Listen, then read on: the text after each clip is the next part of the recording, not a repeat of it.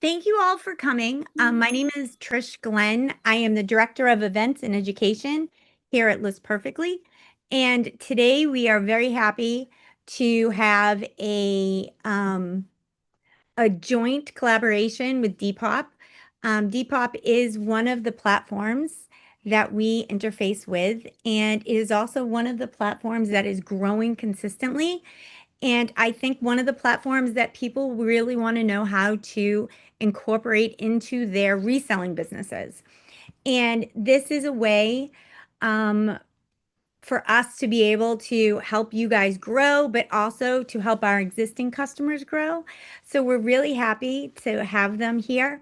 And we are joined with Jack, who is in England, and Ryan, who is in Massachusetts, and they are going to give us a presentation. But they're kind of going to do it in a few segments. And so that I believe at the end of each segment, we're going to take some questions before we move on to the next segment. That is the way we're doing it, right, Jack? Yes, sorry, Okay. I struggled to get off mute there. My I bad. just wanted to make sure before I went. So a couple of things. Pam, um, Pam McAllister and I are both here, and we're going to be watching the chat. We're going to be jotting questions down. So if there's a consistent question that people are asking, we're going to ask the team.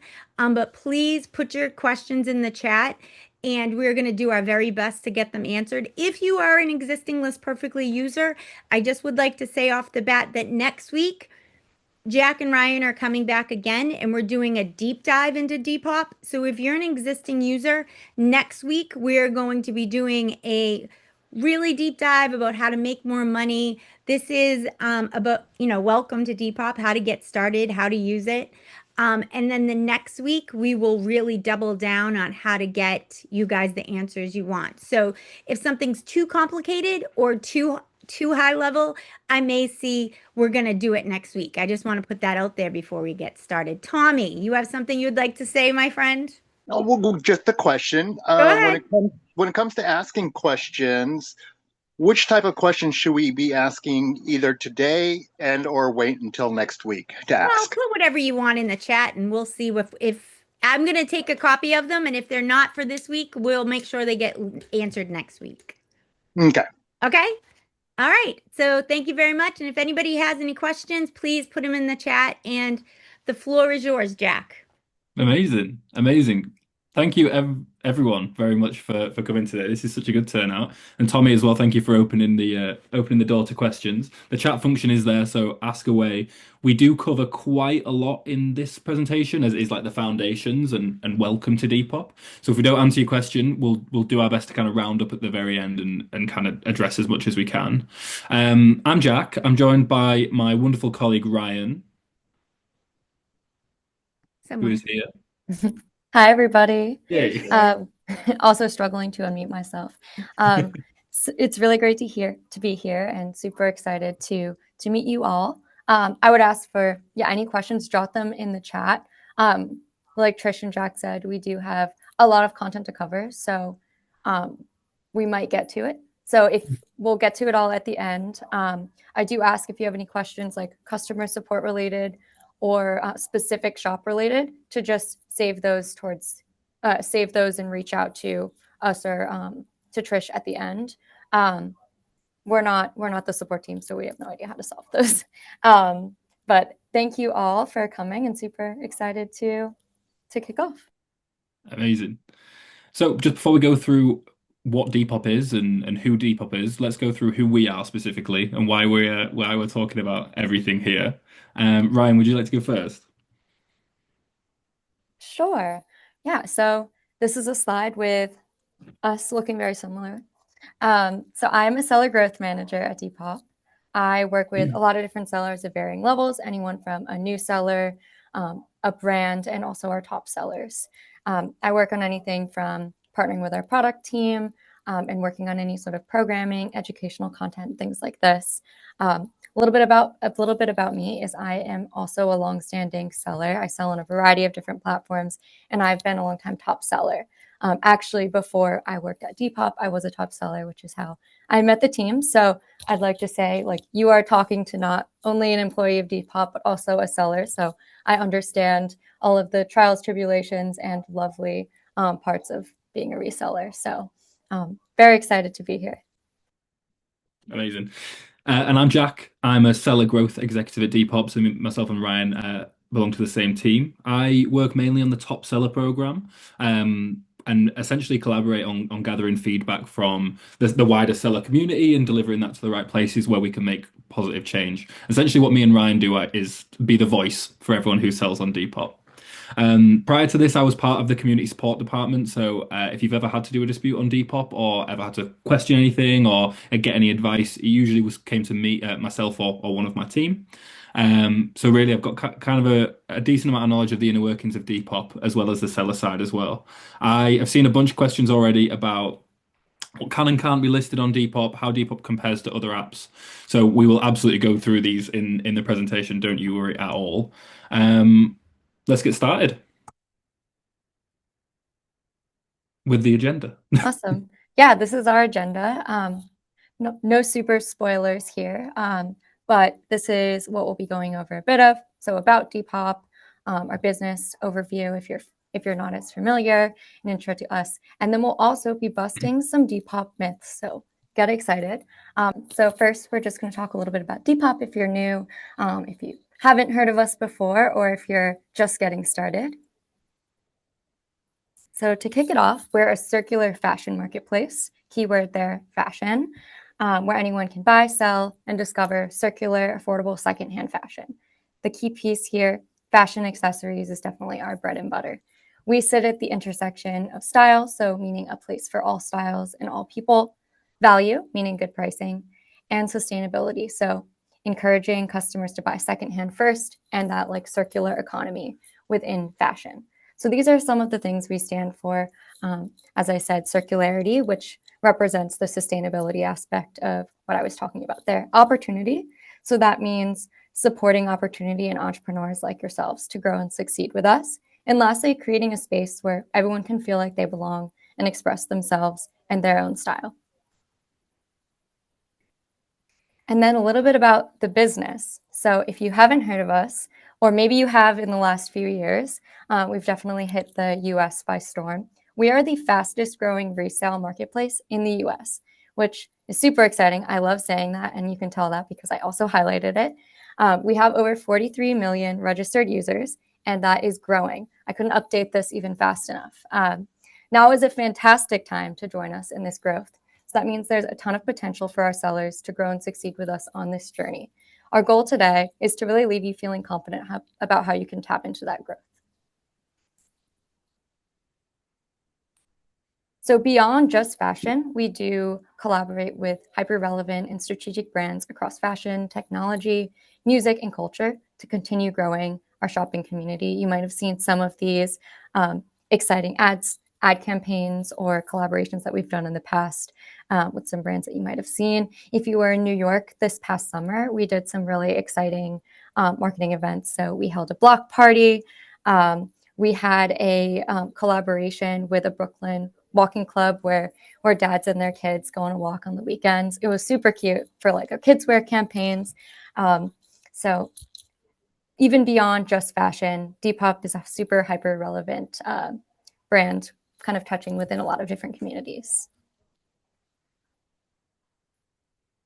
And now what's probably exciting for everyone on this call, Depop has a no selling fee model, if you didn't know that already. So what that means is, unlike other platforms that maybe have a 10, 20% seller commission per sale, Depop does not. There's a small transaction fee, which I've written out here, which is 3.3% plus 45 cents per sale. But beyond that, that means you keep most of what you make there. So this is actually a screenshot of a sale that I made. As you can see there, it's pretty clear there's a payment processing fee since Depop is not a bank. And that is it. So whatever you list for, you really keep the most of, which is really exciting as a seller. I think we should say that a bit louder as well, Ryan. There is No absolutely selling there's fees. no selling fees on Depop. No selling fees. Woo. That is Yes. that is an amazing thing, and it really can add a lot of value to your bottom line. And you are able to, really, I think, lean into that as a seller. Definitely. So now we're going to go over some sneaky myths and rumors out there. We know that they exist. We've been online. We've heard what people are asking. So we're going to bust those right now and answer all of your questions. So first myth, selling on Depop is complicated. Most definitely not true. I'm here to tell you on the next slide that we have put in a lot of effort to make our listing and selling process as easy as possible. Sellers have actually told us that Depop is one of the easiest platforms that they sell on. So our listing flow, for example, is much shorter than other platforms. I'm sure you've seen that length on List Perfectly. Additionally, I'm here to tell you, you do not need any sort of fancy tooling to succeed, like a bot or any sort of extension like that.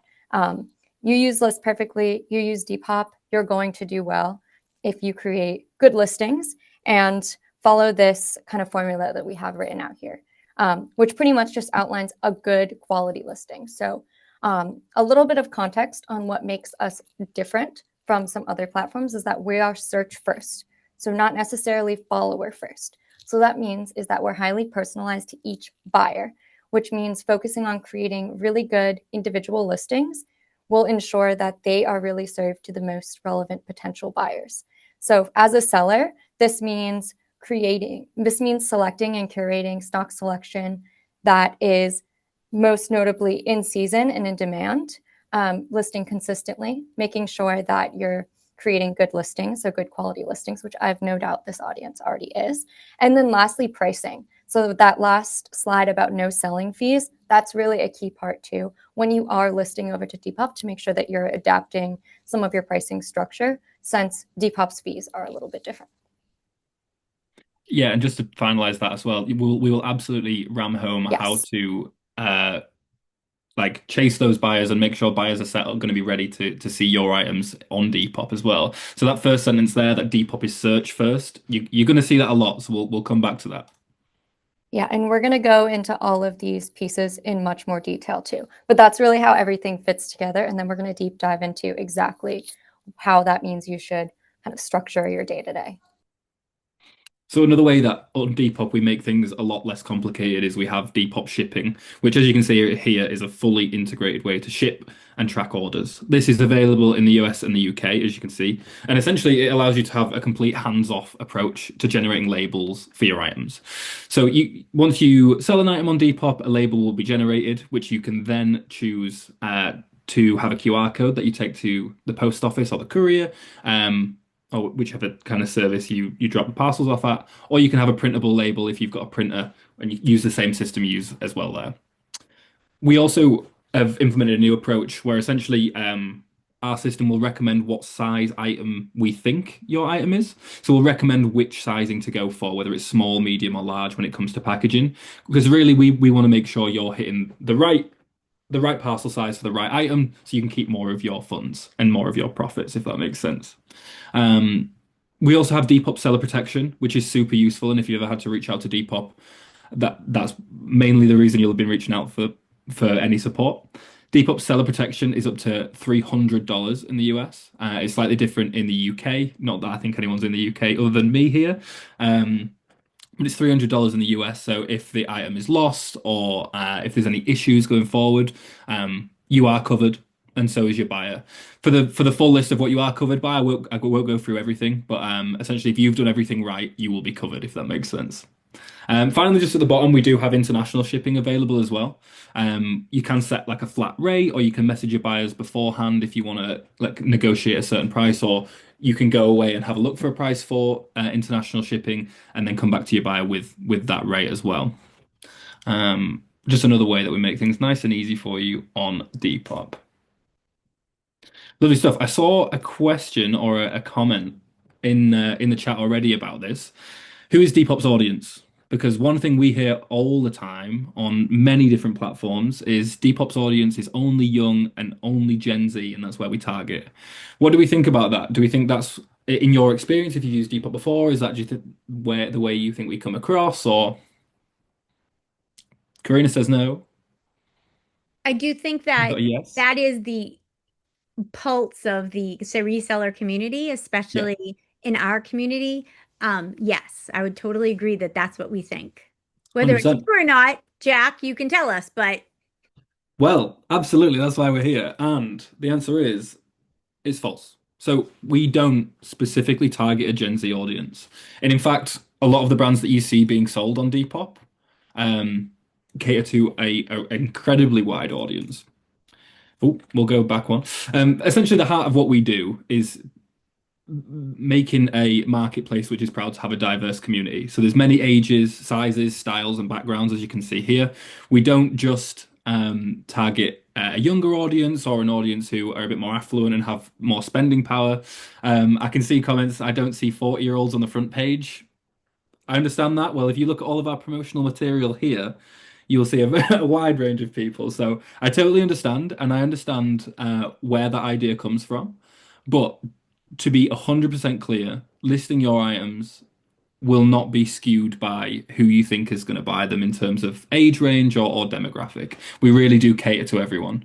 We recently just launched kidswear. I don't know if anyone saw that, which has been incredible and has brought a lot more buying power from different buyers and sellers who are more kidswear focused. So we've got new parents who are looking for cheap kidswear and they're growing toddlers. We've got sellers who are just listing for toddlers and teenagers. So we've brought a whole new audience over, and that's something we're going to continue to do going forward as well. I'm liking the chat so far. I can, as I say, completely understand where the Gen Z thing's coming from, but me and Ryan are here to tell you that is it's not true. Next up, and kind of one thing that works into that is only niche brands or specific styles perform well on Depop. I think these two link together quite well because we'll look at what Gen Z are wearing or what a certain demographic of people are wearing, and that's what sells most of the time on Depop. And I will tell you at the same time, this is also false. It kind of links into the same thing. We're not trying to target a certain demographic of people or a certain profile of people. We really want anyone to be able to come onto Depop, sharing our values in sustainability and also just having side hustles and things like that. And really what I want to say on top of that is the brands that you think sell really, really well on Depop probably do. They absolutely do. But there's so many more that we find are selling incredibly well on Depop as well. So while often like perceived you're looking at like the trendy, like streetwear and young people culture and everything like that, our highest performing brands on Depop are high street staples. So at the minute, we've seen a huge resurgence in Gap and Abercrombie, which wasn't the same for the past 5 years or so, but somehow people want Gap now. But if you can see here all the brands which certainly are popular, but it's certainly your high street brands and brands you'll be able to go out and pick up as well. You can see all the focuses that we have in women's wear and menswear as well. But really what we want to say is our main focus has always been sustainable fashion. And if what is popular is what is selling, that will sell on Depop. And there's certainly an avenue for that. But you'll always find buyers looking for all kinds of brands and styles by going through what's hot. I've waffled on a lot there. I hope that makes sense.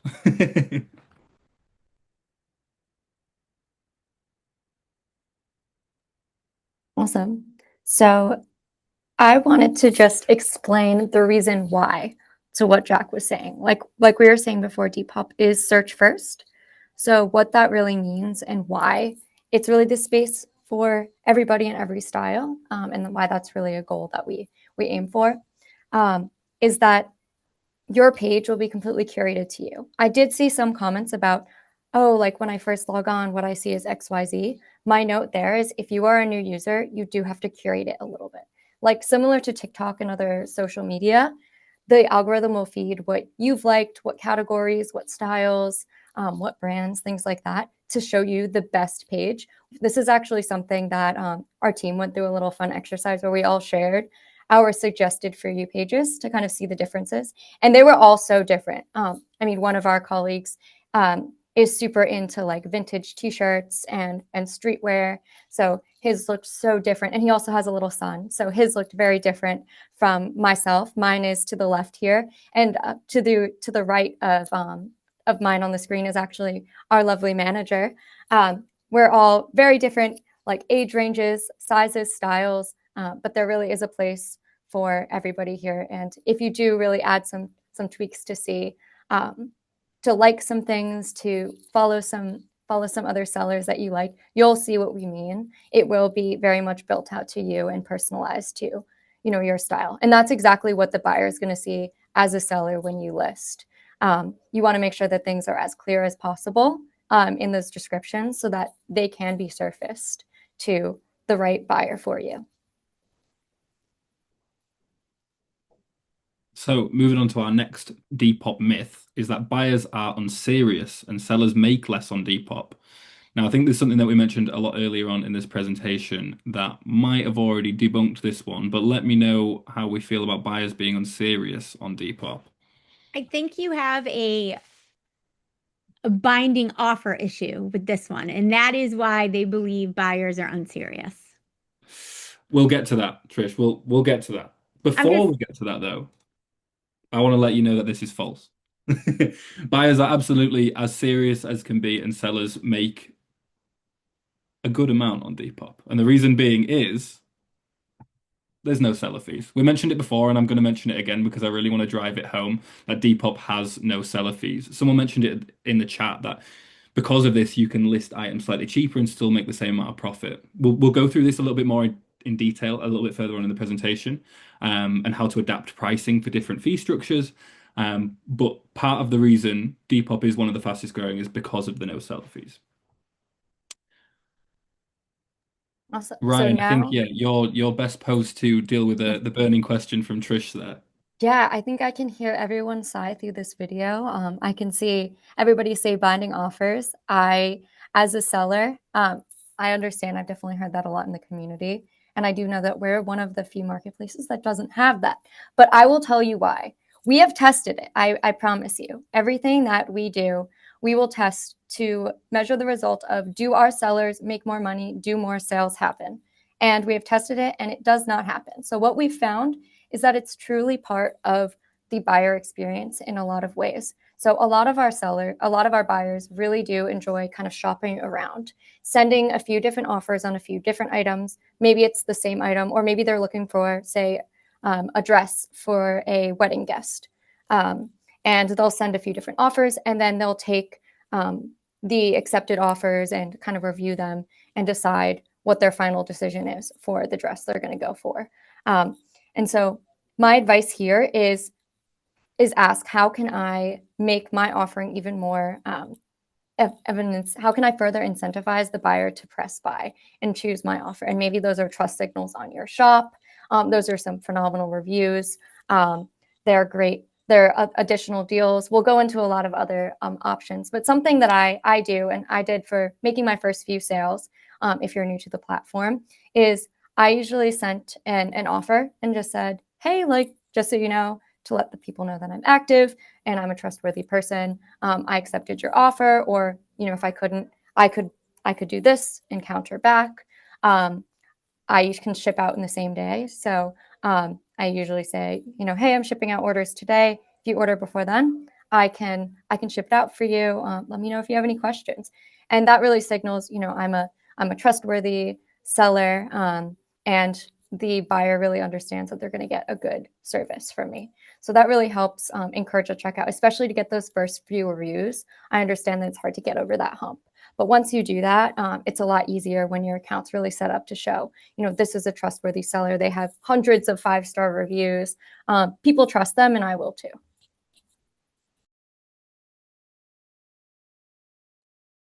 Lovely stuff. Now that we've debunked the myths, we're all on a level playing field again with what we understand about Depop. So let's go through the foundations again and really head back to that slide that we showed earlier with essentially how Depop works and how we're catering your items and your shop for buyers as well. So to double down, Depop is search first, not follower first. We don't treat ourselves like any other platform, and we don't try to mimic anything else. Um, our main intention behind everything that we do and a lot of the systems that we put in place is to match your items with high intent, relevant buyers. So what that means is if we find your buyer is a person who wants the item you have, we will put that item in front of them rather than just throwing out all kind of items just to see if they might want it. So search first, not follower first is the key there. This means like listing for seasonality, time of year, and in demand products is probably better as well because if you find out that people are listing parka coats or puffer jackets in the winter season, listing those items at that time will be more effective. And that really comes into when we're talking about stock selection and your inventory planning as well, which is the first step of those 4 pillars that we've got in front of us. So instead of listing t-shirts all the time in winter, listing seasonal items or at least bringing those items that maybe haven't sold in the summer back up and relisting those in winter is where you're going to find a lot more success. We'll talk about stock selection and inventory planning, but what I really want to talk about as well is the resources that we bring you guys and all of our sellers on how to select stock and how to purchase and what to list at each time of year. So we've got 4 key kind of pillars here on how we give you tools and resources and guides on what to list and when to list. So first one we've got is our social media. We've got Instagram. We've probably got every social media like any I guess modern company. But on Instagram we list a lot about search trends and a lot about what buyers are searching for and what sellers are listing. So you can follow that and go through. Next we've got the in-app page, How to Depop, which I'll give you a link to in just a second. We've also got things like the web home page, which you can access through the browser, and even a blog, which we update probably every other day or weekly at this point, just based on search trends. We have a merchandising playbook, which I'll show you in a second as well. But really, what I want to show is that we want to make sure you are being successful in Depop, which is why we make all these tools, which is why me and Ryan do these webinars to show that you can be successful and we want you to be, and here's how. Just to go through a few more of those tools, we've also got the Discover page, which you can access in-app and on web as well. We'll always curate these every week, and it'll be a person curating them, not the algorithm or any kind of AI. We are a real merchandising team behind the screen who will go through and look at what's trending, look at what's selling well, and curate for that page. So on here we've got Argyle Prep, 90s Vamp, Waxed Classics. All things that I didn't have a clue about until I started at Depop, but I'm very glad that I do now. You can find this on the app through the magnifying glass, which says Discover, or it'll just be on the Depop homepage if you use browser as well. Okay. Oh, go on, Ryan. Oh, sorry. I just wanted to add a quick tip on that too. Yeah, From the seller perspective, when you're kind of looking through, you have a heap of inventory across platforms and you're trying to figure out what you want to list to Depop and when. This is a really good tool each week to go on to and say, okay, what am I going to list? These are trending styles. If you can see where it says popular this week, it says like vintage dress pants or Blundstone boots. If you have any of those items, that's a really good week to list them. So I definitely recommend logging in and just peeking to see if you have anything that's trending. That's a really quick, easy way to see what buyers are searching. And that's completely how we curate this. Yeah, that is an absolute great tip as well, Ryan. A few other things that we kind of curate every week or at least in bulk is that we also have our merchandising playbook, which was made very recently. Was it around a month ago or something like that, Ryan? Maybe a month, 2 months ago. But it's curated year round to essentially look at key retail moments, seasonality, what to list when. And it's curated by our merchandising and inventory team, which is a large scale team, who, as I say, look at key events. They also look at when major sporting events are, if you have jerseys to list, or when there's homecoming for listing dresses and things like that. If you can, scan this QR code with your device, a tablet or a phone. I'm going to give you a second to do that. And if not, you can search merchandising playbook on our blog and you'll be able to find that as well. But I definitely go through it. Even if you want to understand a little bit better about search terms, we have what we call a style lexicon in there as well, which is a toolkit explaining keywords and style attributes. And it essentially tells you how to describe items on Depop and how to make them as easy as they can in search, um, as And well I as the listing. also, I'm sorry, Jack. I just wanted to say I'm also going to send everyone the recap. And when I do, I'm going to make sure that that link is in there also. So if your device, if you're on your device and you can't do it, I'll make sure you get it also. Outstanding. Thanks so much for that, Trish. The other one, which is probably one of the only other QR codes we've got in here, is our How to Depop page, which you can actually find just by going on the Depop app and searching How to Depop. I'm sure Ryan will probably drop a link for that in a second as well. I can see you typing. Um, a lot of the kind of scaled down information, such as those top search results, will be displayed right in the app, and that's curated by a member of our team as well, not by any kind of bot or a data scraper. It really is us behind there, making sure that you know what is going on Depop and how to be most successful. If you can scan the QR code now, it should take you direct to that platform. But Ryan's also posted a little link in the chat for you there. Lovely stuff. We are doing, I think we're doing very well for time, actually. I'm quite impressed with us, right? Um, great. Next part, and I've seen a bunch of questions about this as well, is understanding Depop's policies in terms of service. As I mentioned, I used to work in the community support department, so any kind of queries on Depop terms and service, I've kind of been the guy for, so I will do my best with this. First of all, and I think it goes without saying on when you're selling on any platforms, familiarizing yourself with the terms of service is super important. We've got a whole section on what can and can't be listed on Depop in one section. So it's super easy to find. You can see everything. You can then curate your inventory going forwards. But if you don't use Depop, or if you're new to Depop, or even if you just want a refresher, Depop terms of service is where I'd start, and then we can go ahead and go with anything else. Another thing which we see not only on this platform, I think every platform probably has a certain element of this, including irrelevant brand names and search terms in your listing is against policy. And the main reason is because it can cause confusion for buyers. For example, if you're listing, we get it a lot where if people list dupe items, so if they're a cheaper alternative that are maybe marketed similar to an item. Like Lululemon, we see quite a lot. There's a lot of Lululemon dupes where they're cheaper activewear.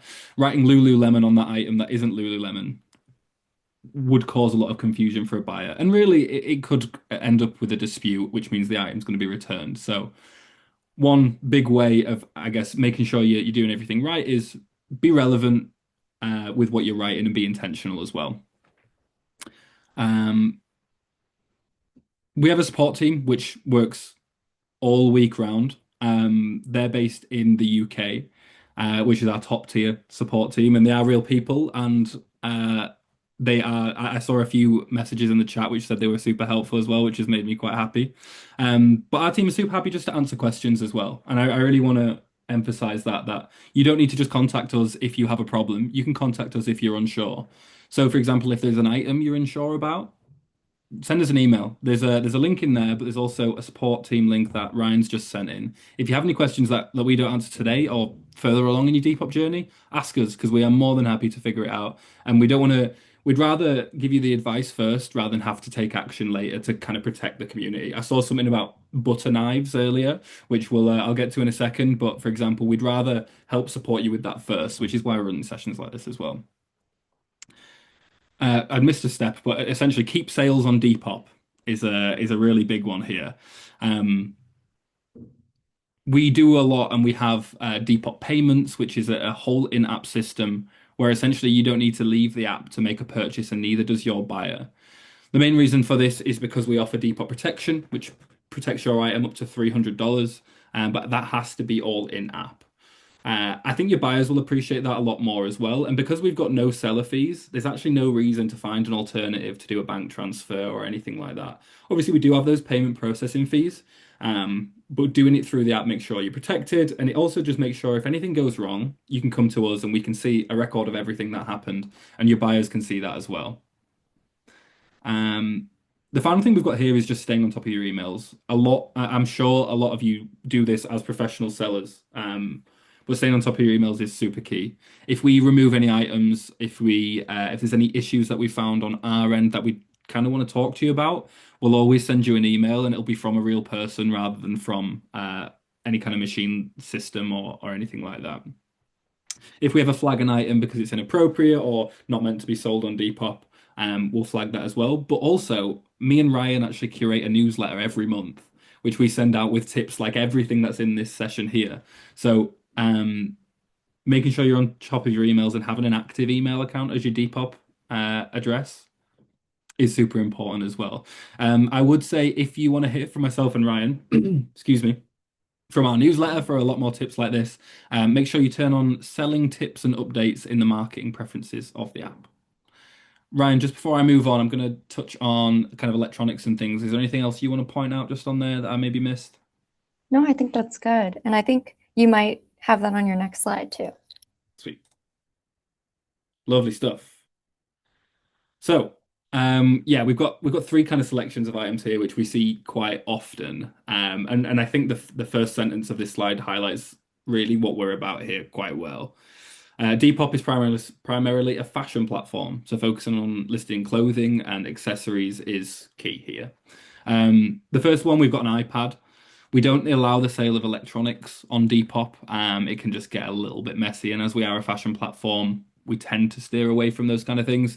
A good rule of thumb is if it has a battery, it's usually not able to be listed on Depop. This does have some exceptions. Watches you can list on Depop because we do class them a little bit as a fashion item. And as well, cameras. You can list cameras on Depop. That's because they kind of link to fashion as well. And we do have a big historical relationship with a lot of camera sellers. I saw a question really quick in the chat. This includes video games and DVDs and stuff too. So anything without a battery, or like a console, I wouldn't list as well. Those kind of large scale electronics. You can list like video games that wouldn't be removed, but electronics wise, yeah, stick to battery or like if it plugs into the mains, that's probably the best thing to do. I already saw the mention of a butter knife on here, so this is actually one that comes up quite a lot. Because they usually get removed under like a weapons policy. It's a tricky one because butter knives, I totally agree, are fairly not very offensive, you know. But we do have to have a blanket rule for things like this, just because we are an international company. We sell it in lots of territories. A lot of places have different rules on how you can ship items like this. So we made the decision just to do a blanket rule of kind of cutlery, knives specifically. I would just completely advise against listing, even if they are antique. It's probably just not worth doing. The end one on here is a lovely pair of socks. This is essentially to highlight that we don't allow any drug paraphernalia on Depop as well. This is for a very similar reason. We are an international company. There are a lot of different places that have a lot of different rules. If we draw the line under it, we can make sure everyone's protected and everyone's safe. Especially if you're listing and you do international shipping, there can just be certain things that fall through that can get yourselves, you can get your buyer into trouble, and Depop as well. So just having those things in mind when you are listing, I think are something to keep on top of. Other kind of notable things which I'll just run through.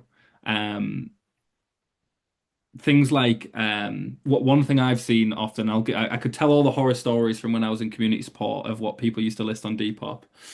But some older items, we used to see a lot of kind of like vintage erotica and magazines and Playboy and things like that. Even though they might be artistic or collectible, those kind of things aren't allowed on Depop as well for a very similar reason. If we draw a line under it, one rule for all, we can make sure everyone's covered. I think the best rule of thumb I can give you is Depop is a fashion and accessory marketplace. So list these items, there'll be no issues. And if there are at all, we'll reach out to you, we'll give a reason, and we'll just clarify what the reasoning we've taken. I'll have a quick scroll through the chat just to see if there's anything. Light up Christmas sweaters. That's actually a really interesting one. I think that might be okay, but if it has like a battery, I'd probably say let's say no. But if it's a sweater, it's a fashion item, I'd say, yeah, you'd be okay. Scissors, unfortunately not, no. Lovely stuff. Let's crack on. We'll answer some more questions on that at the end if we can. So back to Depop is a search first term. We really want to drive that home as much as we can. And what we want to talk about here is listing consistency. And you guys are super prepared to be listing consistently by using List Perfectly, especially when you're listing across multiple platforms as well. But essentially what we want to know, what we want to let you know is the best way to do listings and the best way to kind of run your shop as well. One thing that me and I keep noticing Tommy likes my British accent. I keep noticing, and I don't remember myself saying crack on, but I definitely did. Um, yeah, listing consistently and making sure your listings are up to scratch and are going to be surfaced to relevant buyers is the most important thing. Let's think of every listing that you do as an advert for your shop. So if you list consistently and you make multiple adverts, your item's going to be surfaced a lot more frequently. I keep getting distracted by the jokes on my accents, but I'm enjoying it. I'm enjoying it, so please keep them coming. Um, One thing that we always recommend is listing consistently 50 items a month if you can in the first 3 months. What that then does is it unlocks a few more opportunities for you. You'll get our exclusive Depop seller webinar where we will surface a lot of this information for you along with product updates. But also sessions like this are actually exclusive to sellers we know who are taking things seriously. So if you can, in the first 3 months, or for 3 consecutive months, list 50 items every single month. You'll be hearing from me and Ryan as soon as we can. Just So to can I ask follow on a from that. question then, Jack? Oh, So, absolutely. we talk a lot about process and about how to do things. So are you better off doing so many items a day or dropping them in all at once, or does it matter? I mean, there are some platforms that it really consistency every day matters, in my opinion, and it matters a lot to your 100%. bottom line. Is Depop in the same? Yeah, Okay. absolutely. And I think a little bit later in the presentation, Ryan will probably be able to go through a process a little bit more as she is a top seller. But listing every day is definitely what we'd recommend. Our top sellers, so the cohort of our best and brightest, which Ryan's included in, typically list about 150 items a month. Now that can be interpreted in a multitude of ways, right? You can list 150 items on the first of the month and do nothing for the rest of the month. But really, the way Depop works is we want to see you're active. We want to see that you're engaging with the product that is Depop. Because if you're active, then we can show you to buyers who are matched up. So buyers are active, matched with sellers who are active, if that makes sense. I'd never want to push anyone too far. I don't want to say list X amount a day. You list as much as you can per day. But I think 5 items a day is a really good start if you can, especially if you're cross-listing. Um, yeah, exactly. Pam says it's a really doable number. Good. I'm glad I put my estimate right. That's a really doable number just as a start. But I really want to make sure that people are comfortable with what they're doing. 5 will make sure that we're putting you in the right place. Do you have any quick wisdoms on that, Ryan, just as a top seller yourself? Sure. Yeah, I would say, like Doc was saying, listing consistency is super important. So I'll list something every single day. If I'm traveling, I'll actually go in and find my really old items that, like, for example, this summer I was traveling, and I went in and any of the items that I listed like last summer that maybe had trickled through and didn't necessarily sell, I would completely relist them, revamp them, change the keywords, things like that. Now that they're in season again, to kind of throw it back into the algorithm. So even if it's, refreshing some of your older listings and making new items, both are good. Stay consistent and do a little mix of both so that you're kind of staying on top of everything. I find that that's most useful for me, a little mix of both. I think there's no sweet spot necessarily. I would say that the sweet spot, if you are a brand new user, is list 5+ items on your first day. That is the number that we researched. And we do find that if you list 5 items on your first day, that is optimal visibility for a new user. That said, for experienced sellers or sellers that have been on the platform, listing consistently is great as a benchmark. 10+ items a day or 150 new items a month is what our top sellers are around, but sometimes it's 150 items a day or one item a day. It completely does depend on the seller and their type of inventory and their scale, but consistency every single day is really important. So that would be my rec there. You kind of find a good number as you go, but I would say use those benchmarks to set a good number to set a goal for yourself. 100%. And just to pull out one of the questions that was asked when you were talking, Ryan, one of the users has about 1,800 items on List Perfectly. Can you put them all on Depop at once? Yes, you can put them all on Depop at once, but you probably shouldn't. Definitely spread them out over the month or even over a few months if you really wanted to do it like that, depending on how often you kind of sourcing items. Putting them all on at once would make sure they're all there on Depop, but spreading them out and making sure you're consistent with your listing would make sure that your items are being seen and that your account is active, if that makes sense. Engaging meaningfully is the best way we put it, right? So anyone can jump on Depop and list as many items as they can. They can spend all 24 hours of the day doing that, and they could list 1,000 items at once without a cross lister. But really, that doesn't give us a sign that you're invested in Depop and you're really invested in your buyers and everything like that. It just means you've stocked the shop full. When we want to see that you're using Depop, so that's the main thing there. Clicks, likes, saves, bag ads, and everything are all strong signals to the algorithm that you are engaging meaningfully. You can also, if you use any social media platforms like Pinterest, Instagram, TikTok, you can share content from your Depop on there. We have the outfits feature where you can make mood boards within the app. That's certainly what your buyers will be doing when you are listing your items. So interacting with the app that way is a perfect way to get seen. Lovely stuff. I will move on. So the third pillar is listing composition. We've gone through stock selection and how to kind of list your inventory. We've gone through being consistent with your listings. Now let's look at listing composition and how to make sure your listings are optimized for Depop. This is one thing that if I can drive home a third point of all the points we've been driving home right now, optimizing your listings for Depop is going to make sure that you are seen on Depop, because not every app works the same, and we completely appreciate that. For example, Depop doesn't have a title field within our listing form, whereas other platforms do. So kind of having that in mind when you are listing is super important. We'll go back just one. So to start with, Depop is a visual app. High quality photos are super important. Main reason being, if you take a quick look at the layout on the right there, the images speak before the words, right? So having a really good advert through your images is what your buyers are going to see first. Even if that's just curating your cover photo, the photo that goes first, and then maybe taking it a bit easier on the rest, making sure that that first image is the best it can be is where we'd advise on photos. We have a few tools within Depop and within List Perfectly as well. So there is PhotoRoom where you can remove the background of the image.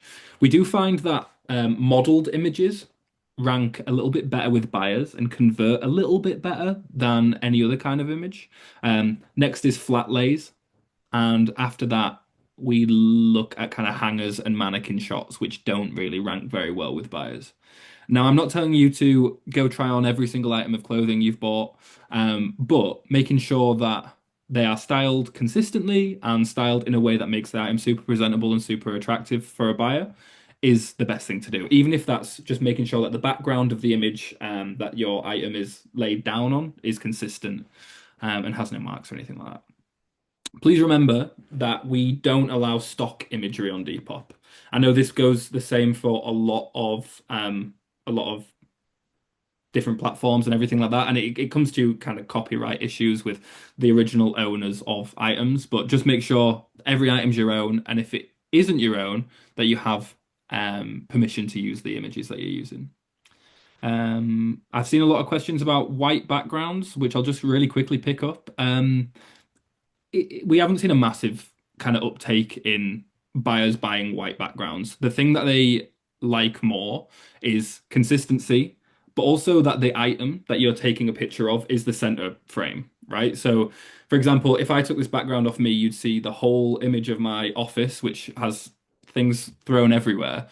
Whereas really that the background that I put on myself right now with the red background, it makes sure that I'm in the frame and your eyes are completely drawn to myself rather than drawn to what's going on behind me. So consistent backgrounds, minus kind of visual clutter and things like that are probably the way you'll do best. Um, yes. Anything you want to add on that, Ryan, about your personal kind of preference around images? No, I think that's good. I think a lot of if you're listing over inventory that you already have too, your pictures are probably going to be completely good. The only key thing here is no stock imagery.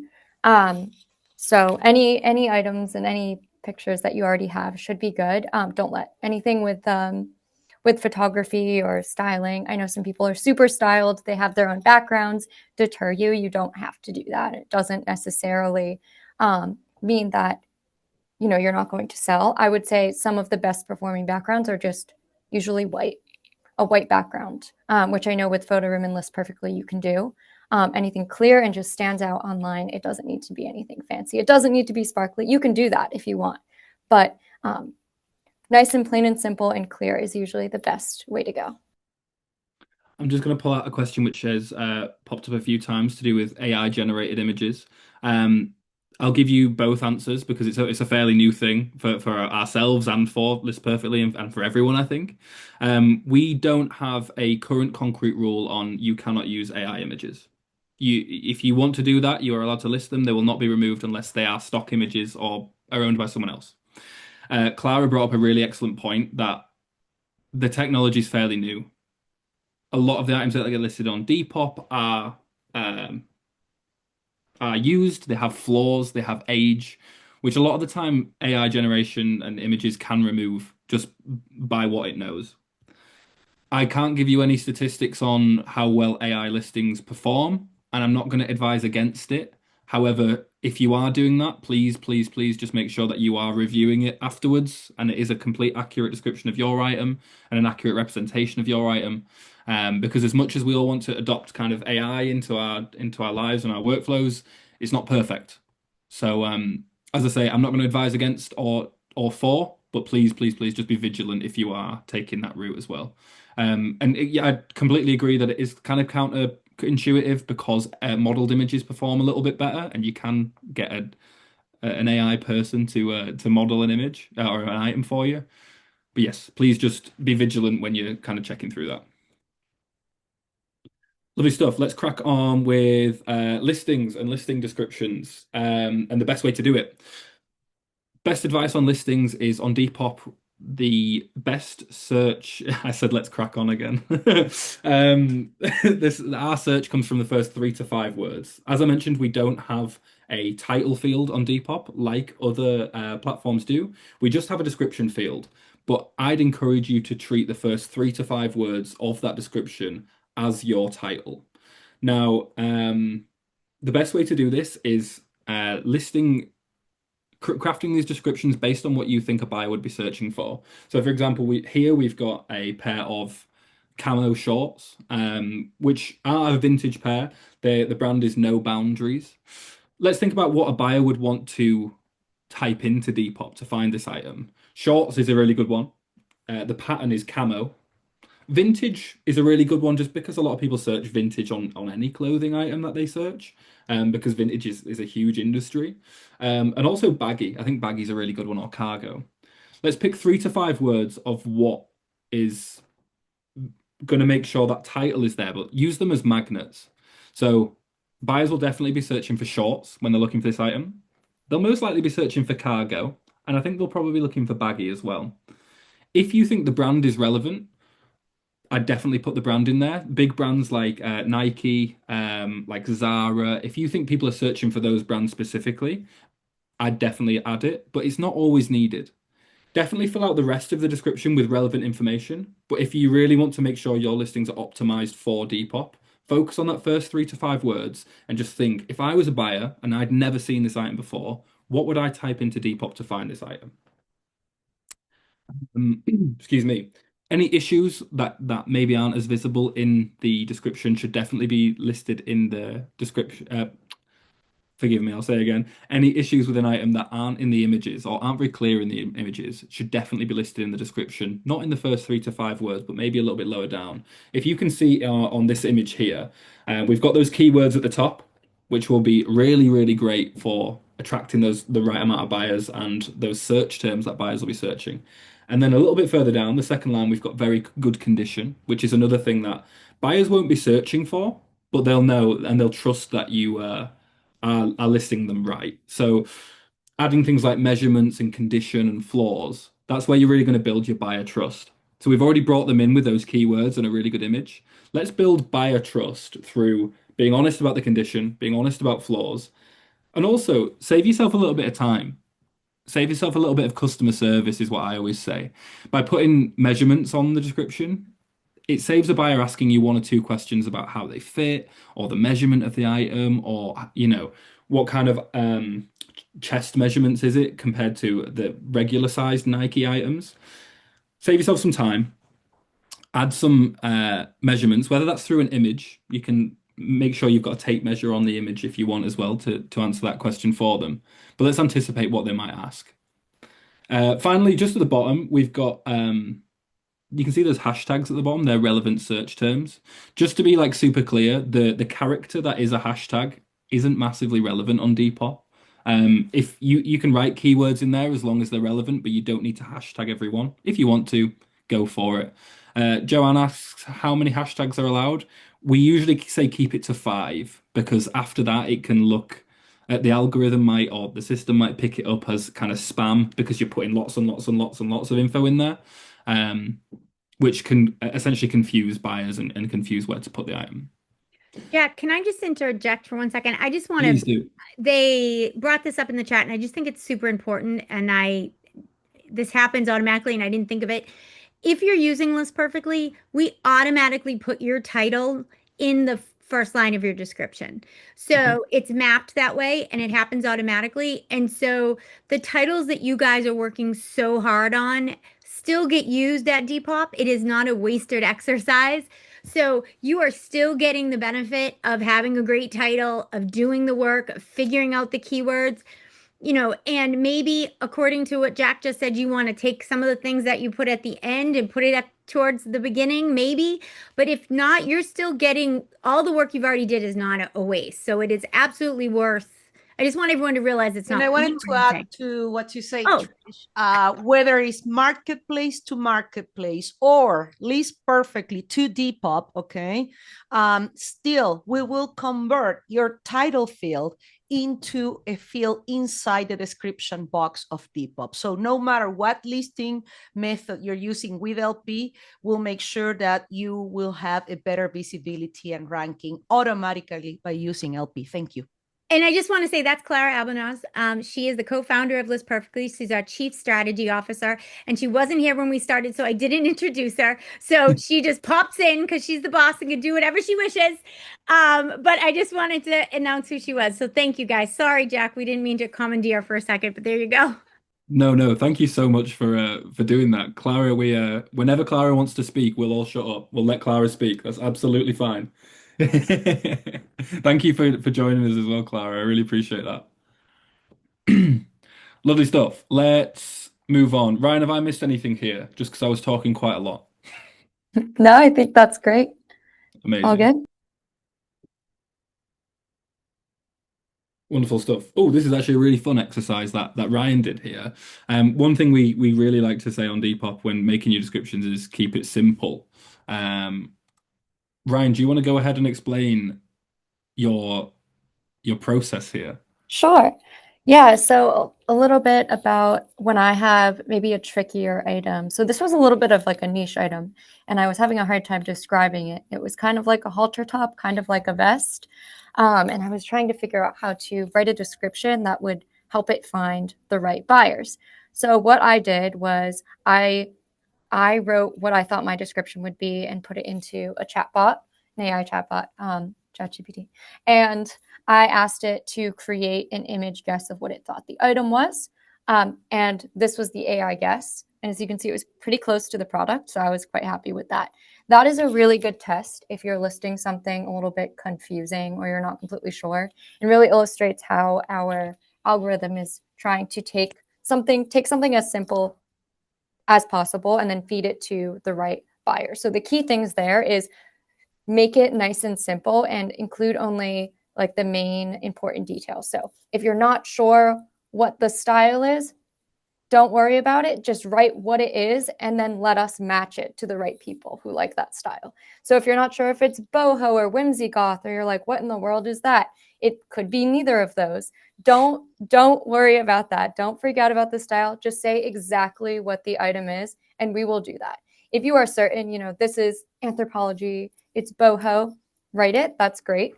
But if you're not sure, don't stress. Write exactly what it is and we will do the rest. I'm not sure I know what boho or whimsy goth are, in honesty, Ryan, so I'll maybe ask later.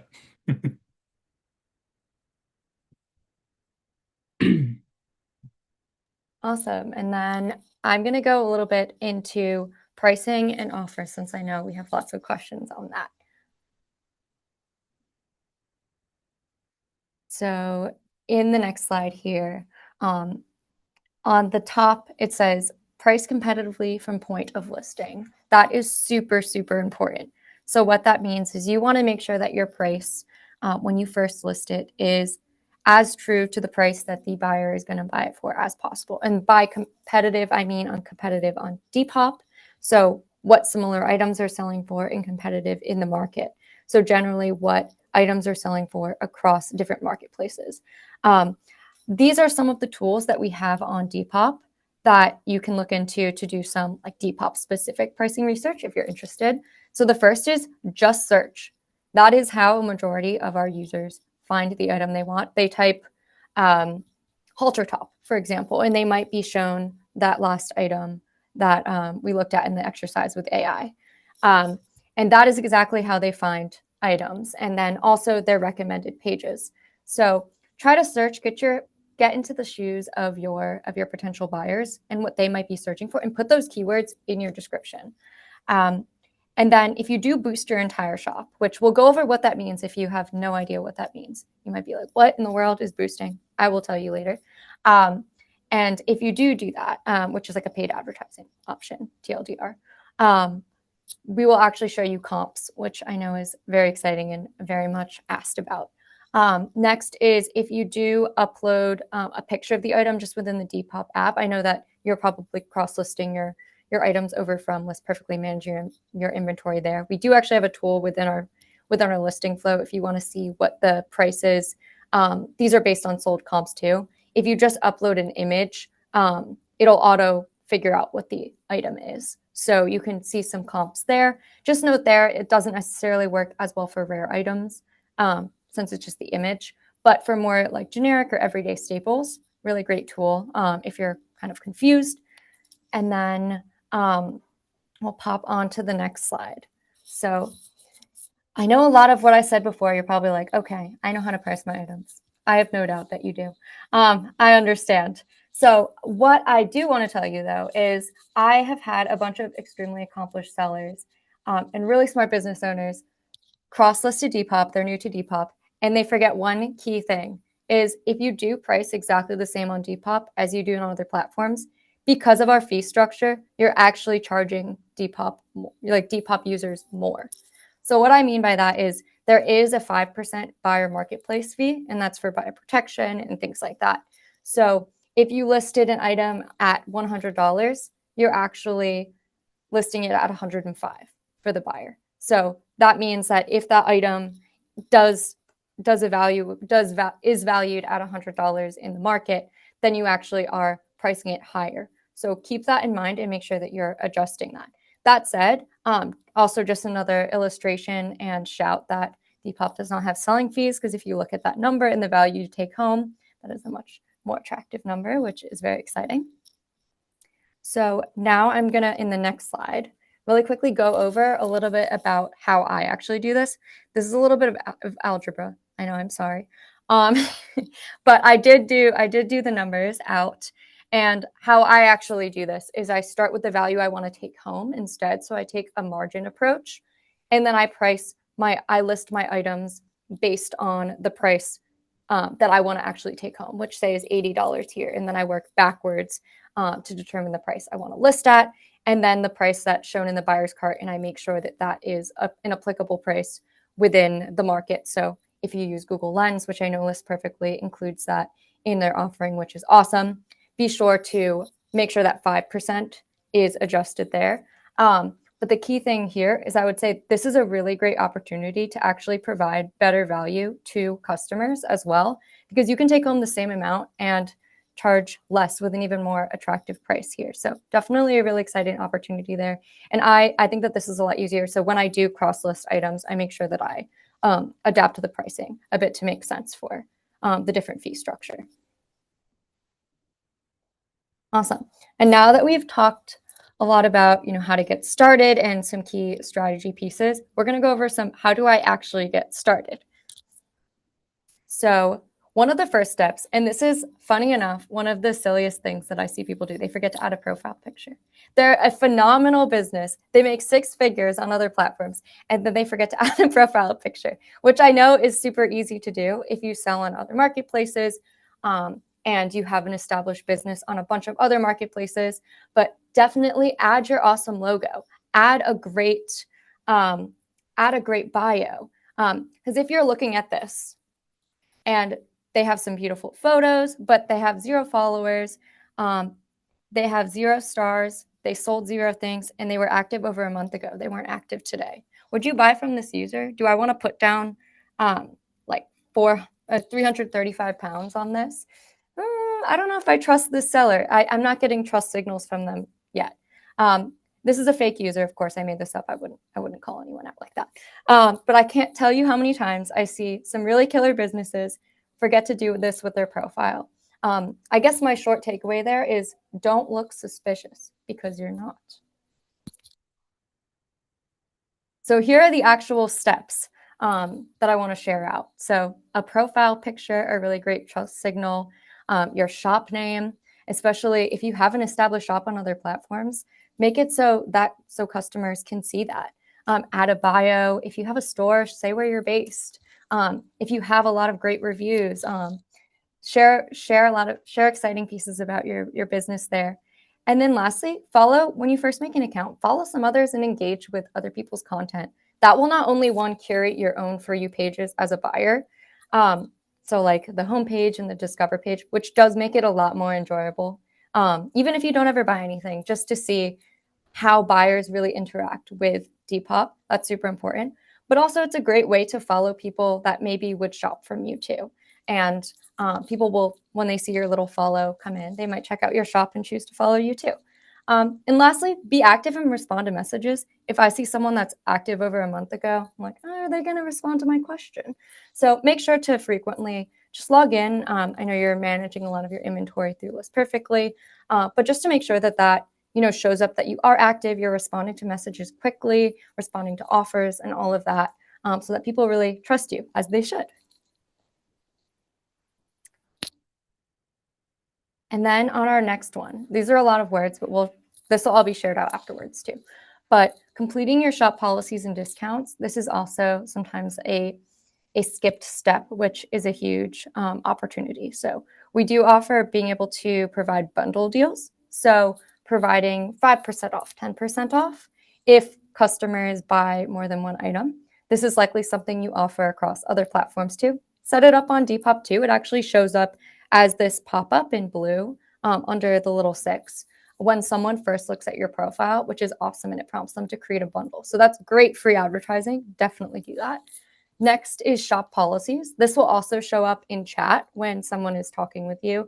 They can look in and see what your shop policies are. That's under 7. So it'll ask about, do you accept returns, or do you have bundle discounts? Do you offer free shipping? Do you have eco-friendly packaging? Do you do international shipping? Things like that. And you don't have to commit on all of them too. You can write yes, no, or ask me. Very much a communication-based platform if people have questions. And lastly, Jack said something about our newsletter earlier. This is also a really good flag here. Make sure that you opt into emails and push notifications. Usually, if you're like me, you would say emails and push notifications no, please don't talk to me. I hate emails and push notifications, but make sure at the very minimum, you click on selling tips and updates. It's a little bit confusing, but what that really means is that we can reach out to you. Under the laws that we follow, especially being in the UK and the US, we legally cannot reach out to you if you do not opt into that. So you cannot get a newsletter. If you're accepted into the top seller program, you might not be able to receive comms on that. Please, please, please make sure that that's checked. We can't send you tips, things like that. So definitely make sure you enable that. And then also make sure you just enable if buyers have questions, so messages and also offers. Those would be my minimum. If you don't like notifications, that's fine. At least do those 3.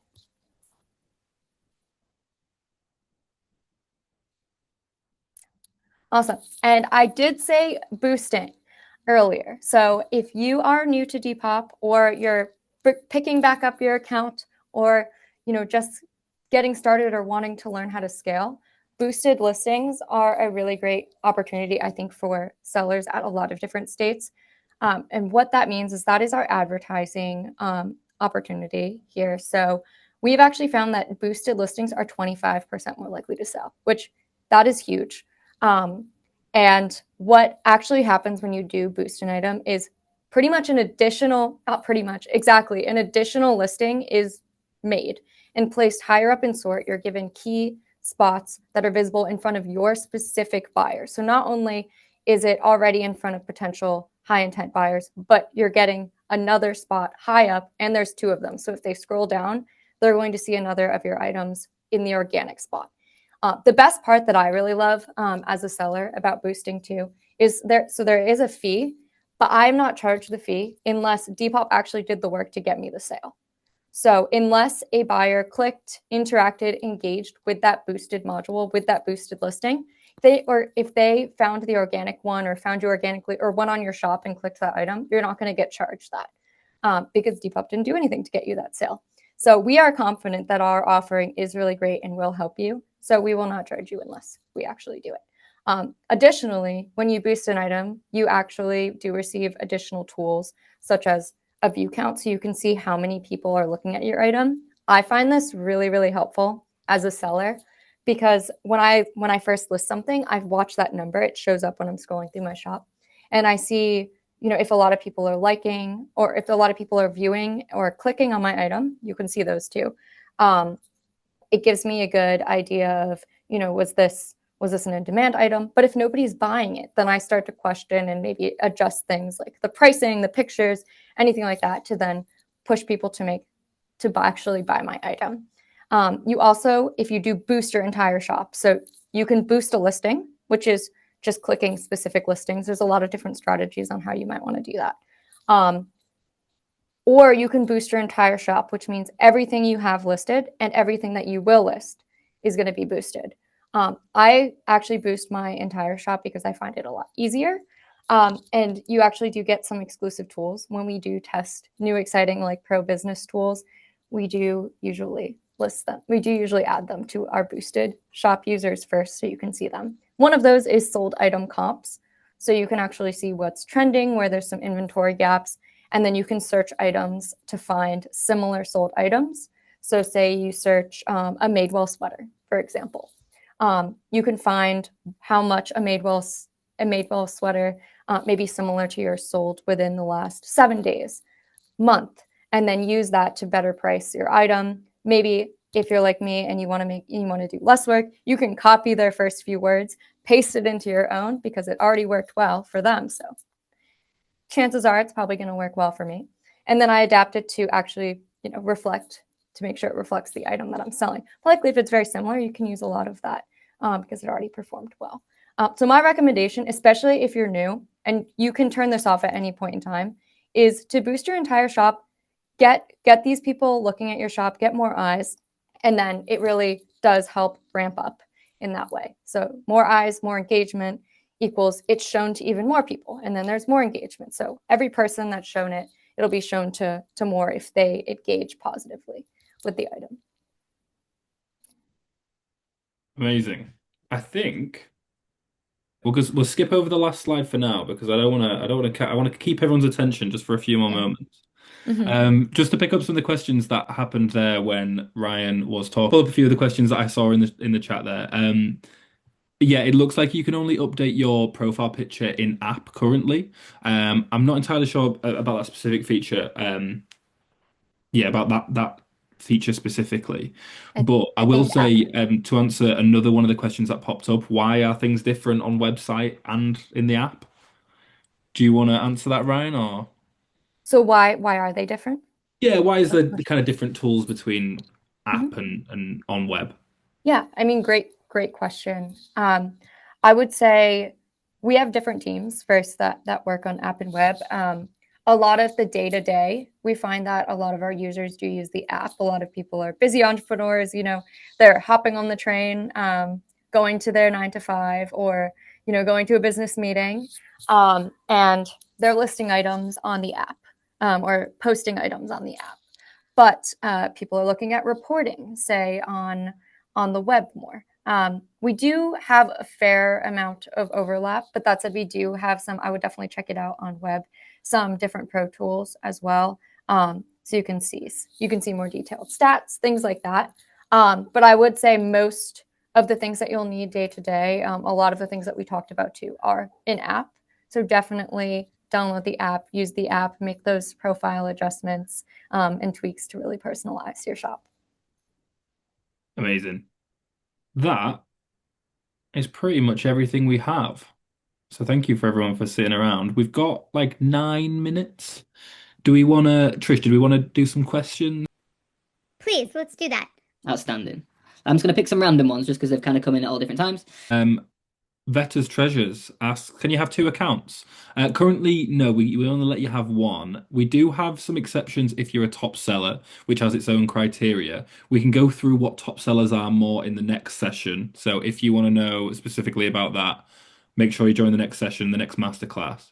But currently, no, you can only have one unless you're special. Actually, maybe helpful to shout out top sellers to go back on that, which we'll share more out in our next session, as Jack said. But unbiased, also Jack and I working on our top selling program. We love to shout about it. And I think there's many awesome sellers here who will become top sellers, and is a really great goal to kind of go for. If you are a top seller, that means you're verified. So you have like a little blue tick on Depop, which is awesome. And there's a lot of really exciting perks of being a seller as too. One is being able to have 2 accounts, which is awesome. You also get added to our community forum, which is directly with our team and with other sellers, so you can make awesome seller friends as well. There's different events, things like that. I'm seeing some blue ticks, some blue tick comments, yeah, which is awesome, and definitely a huge trust signal too, which is very helpful for our buyers. So yeah, keep listing consistently, and hopefully we'll see you all in the program soon. Yeah, just in case you didn't have enough of myself and Ryan as well, if you sell enough and become the best Depop seller, you'll get more of us. So they're going to do it just for that, Jack. They're all going to want to come and listen to you talk. That works for me. Can you talk about international shipping for a second? 100%. Yeah. Ryan, you might be probably best posed for international shipping. Sure. Yeah. So I know a lot of users here selling on other platforms are probably fairly familiar with buying shipping, or kind of figuring out shipping on your own there. While we do have domestic shipping completely enabled within app. So we'll figure that out for you. We'll give you the label. You don't need to worry about it at all. For international shipping, it is a little bit different. So you do have to buy the label there. I think you can do it in a variety of ways. There's lots of different approaches. One is you could set a blanket number. You just find like a good number based on looking online, and put that in each listing for international shipping. Or you can have buyers just reach out to you, and then you can calculate that specific cost. I usually do that. That is a little bit more manual, but I like to be a little bit more specific. And I do find that people do enjoy reaching out to me, and then will trust me a little bit more too, to send things internationally. But there's lots of different ways to do that. And maybe Trisha or Clara, if you want to touch on what that looks like specifically within the list perfectly side and how that sets up, that might be helpful. We don't do anything with shipping. So there's no integration. So, but they are all very aware to use Pirate Ship or, Ship Saver. They all are very, and Pirate Ship, if you are all, I would use simple export on Pirate Ship. That is going to give you the best rates, I believe. Would you disagree with that, Miss Clara? Well, I would agree with this right now with everything that's going on. Shop around people, compare. That's it. Yeah, It's that's true too. simple because what was even the last quarter, okay, on pricing for shipping or anything that your supplies or anything has changed radically. So shop around. That's my biggest advice. And don't forget that that's one of the reasons that we don't push sometimes listings. We don't publish it on your behalf. So then you can enter and select Depop's policy that you prefer. So remember, we are not publishing on your behalf, so you still can select the policy. We will include shipping dimensions, all right, so we can expedite your zip code, that we can expedite. But when it comes to the shipping service, choosing FedEx, DHL, if it is international, let's say Germany, etc., you use DHL, that you do with the shipping carriers, or you do it with Depop. Awesome. Yeah, I saw one question too, just on how can you let buyers know that you either allow international shipping, or if you don't want to deal with it, how can you turn that off? So you can do that in your policies. So in the how to get started section there. You can also write, if you're not completely sure if you want to offer it or not, you can always have in your policies, it says international shipping, yes, no, ask me. You can write ask me, or select that toggle. That way buyers will know to ask you, and you can calculate the shipping price there. I usually have the buyers send me their approximate area code, things like that, and I can tell them a number there and then add it into the listing. Or you could set a blanket in the listing flow as well. Yeah, if you don't want to enable that, you can turn it off and your profile will not be showed to international shippers in that way. I did see one question that I do want to make sure I clear up about allowing items that are sold to be delisted. I will tell you that is not going to hurt you. We will not penalize you for being a good business owner. If you sell an item on another platform, we do not want to penalize you for deleting it on our platform, because that creates a better experience for the buyer all around, and your profile is going to be up to date. So you do not need to worry about that. You will not get penalized.